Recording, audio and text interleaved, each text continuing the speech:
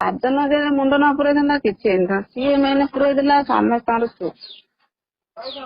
କହିଲା ସେ କଣ ମାରି ଦଉଥିଲା ନା କଣ? କେଇଟାକୁ ମାରୁଥିଲେ ଧମକି? ମତେ ମାରି ପାରୁନାହାନ୍ତି। ଆମେ କଣ କରିବୁ ବୋଲ ଆମକୁ ତ ଧମକେଇଲେ ମୁଁ କଣ କରିବି? ମୁଁ ସିନା ଘରେ ବସିଲି, ସିଏ ତ ସବୁବେଳେ ବାହାରେ ବୁଲୁଛନ୍ତି। ରାତି ଅଧା 3 ପରେ ସେ ଘରକୁ ପଳେଇଛନ୍ତି। ତାଙ୍କର ଯଦି ଭଲ ମନ୍ଦ କଣ କରିଦେଇଥାନ୍ତେ। ଦେଖୁଛ ତ ଲିଟୁ ଦାସକୁ ଦିନ 2 ପରେ ପୋଡିକି ମାଇଲେ, ଆଉ କଣ କରିବ? ତାପରେ ଇଏ କହିଛନ୍ତି ଏମିତି ସେ ପଳେଇଛନ୍ତି ନା କୋଉଠି ଅଛ କୁହ? ଆଙ୍କୁ କହିଲେ, ଇଏ କହିଲେ ମୁଁ ଜାଣିନି ସେ କୋଉଠି ନା ତୋ ସ୍ତ୍ରୀ କୁଆଡେ ଯାଇ ତୁ ଜାଣିନୁ। ତାପରେ ଏମିତି କହିକି ଜବରଦସ୍ତି ଆଉ ତମେ ବି ଲାଷ୍ଟକୁ ତାଙ୍କ କଥାରେ ଭୟ ପାଇକି ଆଉ ଦେଇଦେଲ। କଣ କରିବି ତମେ କହିଲ? ମୁଁ ମତେ କହିଲେ ଏମିତି ଧମକେଇଲେ, ମୁଁ କଣ କରିବି? ମୁଁ କାଲି ଠାରୁ ଏଇ କଥା ସମସ୍ତଙ୍କ କହୁଛି, ମୋର ଭୁଲ ନାହିଁ ରେ ତମେ। ମୁଁ ତମ ପାଇଁ କେତେ କରିଛି ତମେ ଜାଣିନା। ମୁଁ ବହୁତ ସତର୍କ ହେଇକି ଆସିଛି ବି ନେଲେ ମୋଠୁ। କଣ ଧମକେଇଲେ? କହିଲେ ବା ଏଇଆ, କହିଲେ ଭଲ ମନ୍ଦ ଯାହା ହବ ଆଉ ବୁଝିବନି ସେତେବେଳକୁ ତମେ ଦେଇଛ ମାନେ ଦବନି କଣ ପାଇଁ? କାହିଁକି କଣ ପାଇଁ ଦବନି? ଏମିତି ମାନେ ବହୁତ କଥା କହିଛନ୍ତି ହେଲା। କିଏ ଆଇଥିଲେ? ସେ ସବୁ ସେ ଯୋଉ ସେଡକା ପିଲା ବା ସେଇ ନୂଆ ଗାଁ ଧନିଆଗଡା ପିଲା ସବୁ। ସେ ସବୁ ସେ ଧନିଆପଡା ନୂଆ ଗାଁ ପିଲା 5 ଜଣ ତ ଆଉ।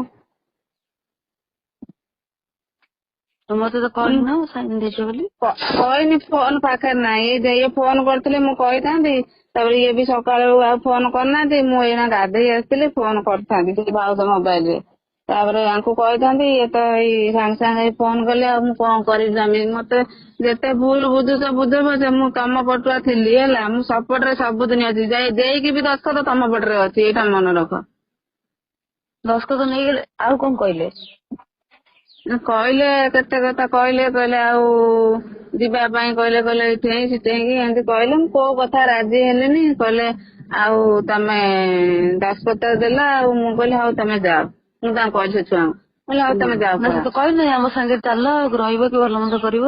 କୋଉଠି ତାଙ୍କ ସାଙ୍ଗେ ଯିବି? ମୁଁ କଣ ତାଙ୍କ ସାଙ୍ଗେ ଯିବି? କଣ ସେ କଣ ଆମକୁ ନେଇକି କୋଉଠି ମାରିବେ ବଞ୍ଚେଇବେ? ଆମେ ସେ କହିବେ ତମେ ଚାଲ ସୋମବାର ଦିନ ନୋଟିଫିକେସନ କରିବେ, କହିବେ ସିଗ୍ନେଚର ଭେରିଫାଇ ହବ, ତାପରେ ଅନାସ୍ଥା ପାଇଁ ଭୋଟ ଦବାକୁ ଯିବ, ମାନେ ମତେ ହଟେଇବା ପାଇଁ। କିଏ କହିବେ? ଏ ସେ ସାଙ୍ଗେ ଡାକିକି ନେବେ ନା, ତମ କଲେକ୍ଟର ଅଫିସ ଡାକିକି ନେବେ। ସେଠି ଯାଇ ତମେ ସିଗ୍ନେଚର ମାରିକି ଆସିବ, ଭିଡ ହବ। ତାପରେ ଏପଟେ ତ ଲୋକ ଲଜ୍ଜା, ନିଜ ୱାର୍ଡରେ ନିଜ ଗାଁରେ ଲୋକ କଣ କହିବେ ସେଇଟା ବି ନିଜ ଭାବିକି ଚାଲ। ଲଜ୍ଜା ତ ନିଜ ଲଜ୍ଜା, ଘର ପାଖ ଲୋକ ହେଇକି ଦସ୍ତଖତ ଦେଲୁ ଆଉ ନିଜ ଲଜ୍ଜା ନୁହ ଆଉ କଣ? ଆମେ ଶୁଣ ସତ କଥା କହୁଛି, ସିଏ ସାଧନ ଯେ ମୁଣ୍ଡ ନ ପୁରେଇଥାନ୍ତା କିଛି ହେଇନଥାନ୍ତା। ସିଏ ମେନ୍ ପୁରେଇ ଦେଲା ସମସ୍ତଙ୍କର ଚୁପ। କହିଲା ସେ କଣ ମାରି ଦଉଥିଲା ନା କଣ? କେଇଟାକୁ ମାରୁଥିଲେ ଧମକି? ମତେ ମାରି ପାରୁନାହାନ୍ତି।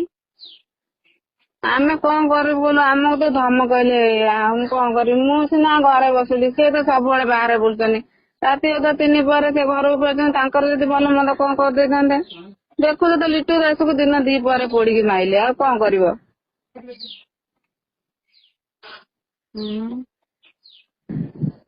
କଣ କରିବି? କଥା ହେଇଛ ନା ହେଇନ?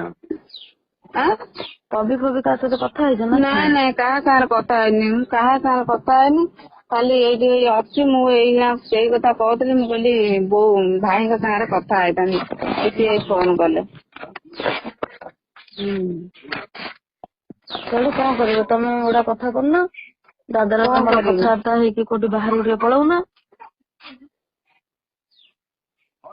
କାରଣ ମେନ୍ ସିଗ୍ନେଚର ଭେରିଫିକେସନ ଟା ହବ ନା, ସେଠିକି ନଗଲେ ବି ଜିନିଷଟା ଇଏ ହେଇପାରିବ। ତାପରେ ଦସ୍ତଖତ ଆମେ ଦେଇ ସାଇଲେଣି, ସେଠି ଯଦି ନ ଯିବି କଣ କରିବି? ମାରଧର କରିବେନି। ମାରଧର ତମେ ବାହାରକୁ ପଳଉନ 2 ଜଣ ଯାକ ମୋବାଇଲ ସୁଇଚ୍ ଅଫ୍ କରିକି। ଆସିଲେ ଫେଣେ ସିନା ପଳେଇବି ଏବେ। ଆସିଲେ କଣ କରିବେ? ଆସିଲେ ତମେ କଣ ଭାବୁଛ ତମକୁ ମାରିଦେବେ ନା କଣ ଭାବୁଛ? ଆଜିକାଲି ସେ ଯୁଗ ନାହିଁ ଆଉ। ମତେ କଣ ଧମକଉନାହାନ୍ତି, ମତେ ହେଲେ କେତେ ମାରି ଦଉଛନ୍ତି। ମୁଁ ଏଇ କଥା ଏଇଠି କହୁଛି ତମ ଭଳିଆ ଆମର। ସାହସୀ ଲୋକ ଯଦି ଡରିବ, ମୁଁ ଆଉ କଣ କହିବି କହିଲ? ମୁଁ ବହୁତ ସାହସ କରିଛି, ମିଛ ନୁହଁ। 5 ଦିନ କାଳ ମୁଁ ତାଙ୍କୁ ରିଟର୍ଣ କରିଛି। 5 ଦିନ ରାତି 3ଟା 2ଟା ଯାକେ ବି ମୁଁ କାନ୍ଦି ରହିଛି। ଫେରେଇ ହେଇପାରିଲା ନାହିଁ। ସେ ଧମକେଇଲେ ଯେତେବେଳେ ମୋ ସ୍ୱାମୀ ଟାକୁ ଯେତେବେଳେ ଭଲ ମନ୍ଦ କରିଦେବେ, ମୁଁ କାହା ନେଇ ଚଳିବି କହିଲ?